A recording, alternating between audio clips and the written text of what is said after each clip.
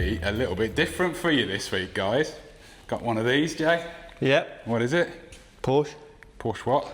Porsche no engine. Porsche milk float. Porsche milk float, yeah. It's quite funny actually, I've taught Rex now, my little boy, that if it's got a green stripe on the number plate, we call it a milk float. Good work. This is James's, my co-director. It is Taycan Cross Turismo, and it has some issues that we're about to solve, hopefully. Maybe. Well, we're not fitting an engine. Is that how you'd solve it? Yeah. So as much as Jay and I taking the piss a little bit, this is actually an incredibly good and extremly useful car for you, James, right? That's awesome, yeah. Yeah. Coming from Teslas before this as well. First of all, a bit of backstory. James lives absolutely miles away from Driftworks. Yeah, I got 120 mile round trip my journey to and from work. Yeah. Most of it's motorway, and I just want something big and comfy. Yep. And you know, this was definitely the correct choice at the time, given how much they kind of devalued as well. Yeah, just as the prices tanked, we got quite a good deal on this. Yeah. As an ex-demo one, like a proper chunky discount. It made a lot of sense. Yeah, but it does have one little, I won't call it a flaw, but there is something that if you're, never mind the ride height, it's jacked up on the other side, by the way. But if you are shopping for a Taycan or considering a Taycan or kind of any of the heavy electric cars, you do need to be aware of one thing, and that is tyres and what it does to them. So, 21s, because it's got the coated, not carbon ceramics, what are these ones called? The Porsche surface coated brakes. Surface coated still brakes, with a that's it, yeah. coating on. So they're a massive caliper, and it's got 21s and quite low profile tyres on it. But yeah, these things absolutely destroy tyres. When we first got this car, I think you got something like 7,000 miles out of the first set of tyres, did you? Yeah. And those were Goodyears, were they? Yeah, Goodyear F1's what it came on. Yeah. First of all, I had an inner puncture on the front. Yeah. On the inside, which seemed weird, but then the second front went like about 1,000 miles afterwards. Yeah. And then I took it in for service, and service said, are you aware that the rears are completely destroyed? Yeah. And they looked totally fine. Yeah. Up front. But the inner edge was knackered in a really dangerous way.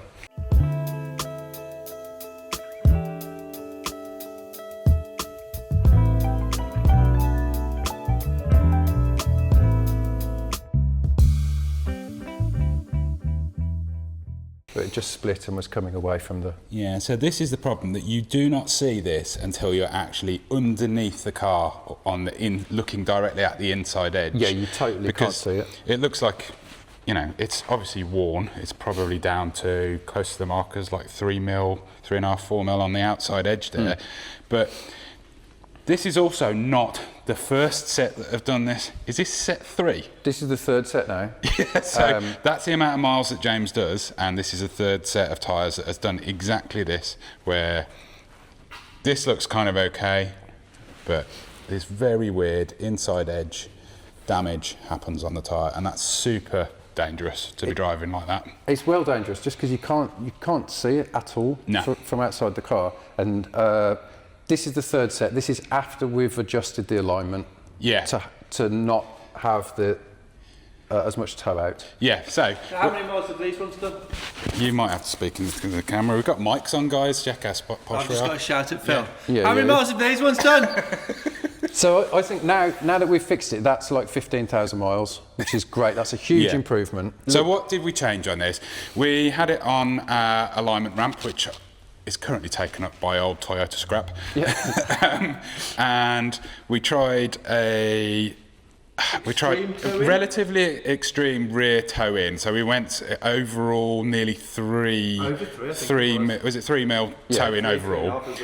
Yeah. And the car got a little bit skittish, so we wound that back. I say it's like it's quite simple, but actually changing toe on these is not fun, right? It's not the one, you need a silly tool. So yeah, we wound that back, and actually now it's sitting at about 2 mil overall toe in on the rear, and the front as well. I think we changed from 0 as standard to 2 mil toe in. Yeah. Yeah. Yeah. So the front's completely solved. The rear's a lot better. These do have this problem because it is a Porsche. It is supposed to be sporty. It is supposed to have a sporty alignment on it as well. And as such, it has static about 1.5 degrees camber on the rear, which is middle height. Normal height. Yeah. Not on the motorway. And then as you go up to motorway speeds, it self changes and it adds another 0.5 degree. It's about 2 degrees, yeah. Yeah, so that's kind of why this happens. And we could knock a bit more camber off it. We may still do that. But before we do that, we've got a nice little idea of an upgrade because, we are an aftermarket wheels company after all. James has never been a massive fan of the 21s anyway. Not bothered about wheel rim size, bro. It's quite a good look. It is. But this is a super heavy car, and with the roads the state they are at the moment in the UK, along with having the inner edge wear, I've also had hitting potholes and having just the tyres just destroy themselves. At least twice, haven't you? Yeah. So I just want a bit more sidewall height. I want it to be a bit more compliant, a bit more forgiving. Like these just feel a bit fragile for... So a tiny bit more heavy. Dakar spec is what we're thinking. Yeah, definitely. Yeah. So we have some wheels that you've ordered. So we've got 2 Forge ZF8. Which we can do in many precise offsets. So this is a front. Yeah, one of the nice things about these is you can totally spec like any PCD you like, up to, I think 130 is the largest, which is the Porsche fitment. Yeah. But you can also specifically get the offset you want to like 1 mil increments. Yeah. And yeah, nice little matte bronze piece. Looks absolutely lovely. And yeah, it's 20 by, what's the width? Are they 9 on the front or 9? I did just read it. Yeah.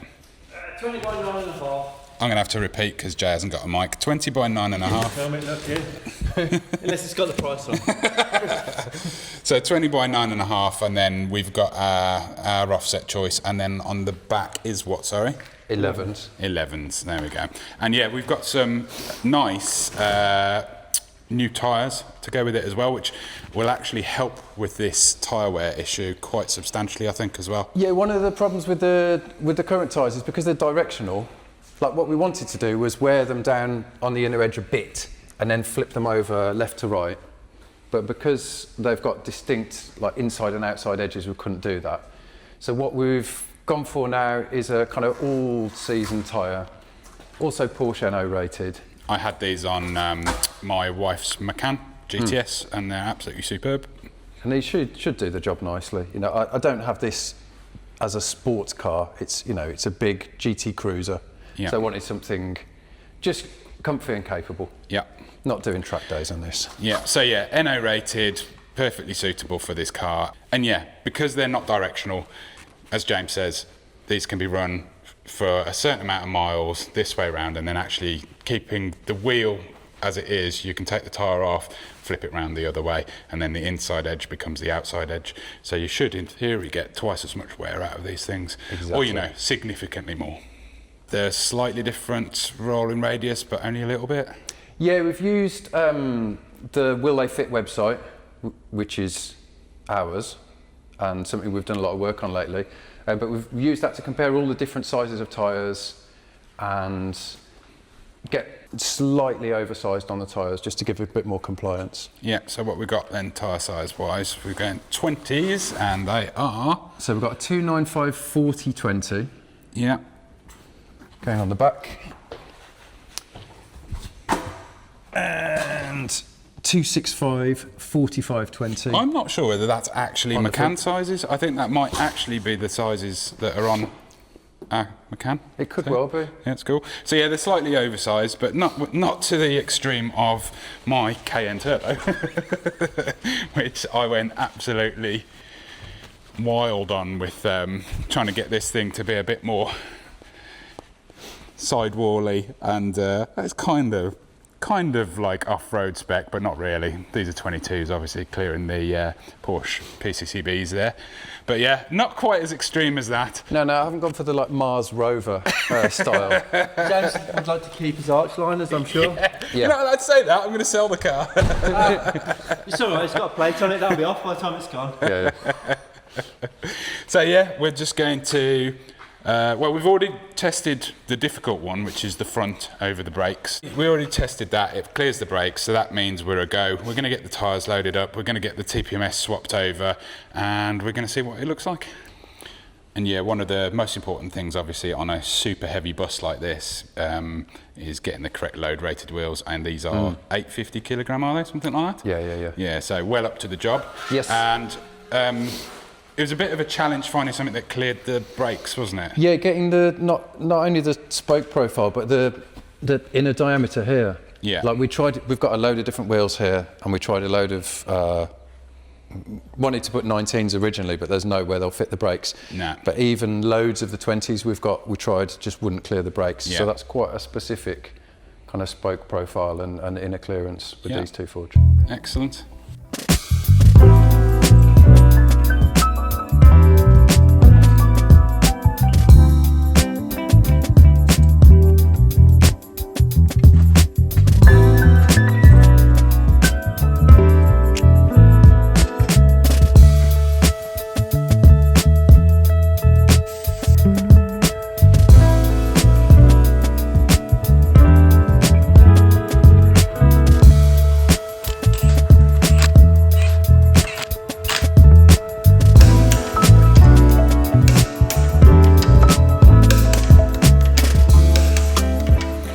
Well, that looks pretty awesome. I wasn't so sure they'd work on it, but I think they really do. They look quite smart. Blue and bronze is a pretty safe bet, Yeah, isn't it? it is. That's what you've gone on for on your M3, isn't it? Yeah. M4, sorry, M4. Yeah, same thing. Yeah, so obviously he's got to do a bit of a drive on this. There's not going to be a huge amount to report, I imagine, other than perhaps a little bit more comfort. But yeah, it definitely looks better with this offset. And hopefully it won't eat tyres. Yeah, that'd be the nice end result, wouldn't it? That we don't have to spend quite so much money on extremely expensive Whatever you tyres. save on fuel, if you do save anything, you definitely spend on tyres. Yeah, 100%, 100%. Yes, indeed. Right, yeah, bit of a different video. But, We'll get back to real cars next time. Yeah, thanks for watching. We'll get back to real cars soon, don't worry. See you in a bit.